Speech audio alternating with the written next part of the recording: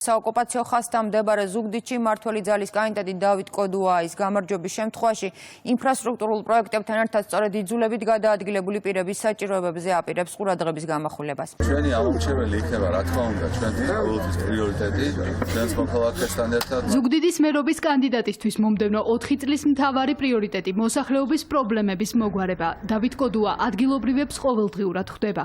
განსაკუთრებით მუშაობს ახალგაზრდებთან. ამბობს, რომ ქალაქის განვითარების გეგმას მათთან კომუნიკაციის პარალელურად შეადგენს. გვაქვს იმის მოლოდინი, რომ ახალგაზრდული პოლიტიკა ჩვენს მუნიციპალიტეტში მეტად განვითარდება, ველოდებით მეტ სიახლეებს და ახალგაზრდების გადაწყვეტილების მიღების პროცესში მაქსიმალურ ჩართულობას. ზუგდიდის მერია იქნება პირველი ეპიცენტრი, რომელიც იქნება გვერდში მდგომი ამ ადამიანების და მე მათ ვაძლევ პირობას, როგორც აკადემიური კუთხით, ხელშეწყობის კუთხით, ასევე საერთაშორისო განათლების მიღების კუთხით მათ გვერდში დავდგები. მის მომავალ გეგმებში განსაკუთრებული ადგილი ოკუპირებულ ტერიტორიებზე მცხოვრებ პირთა საჭიროებებს უკავია. დევნილი მოსახლეობისთვის 2013 წლიდან 3400-ზე მეტი საცხოვრებელი ბინა გამოიღო. მათთვის სახლების მშენებლობა ზუგდიდში მიმდინარე წელსაც გაგრძელდება. მახსოვს 2013 წლის და 2012 წლის დაპირება ბატონი ბიზინა ივანიშვილის მიერ თელრუხში აშენდა დასავლეთში ყველაზე დიდი სამედიცინო კლინიკა. დღეს მიმდინარე გვაქვს ქალაქ ზუგდიდში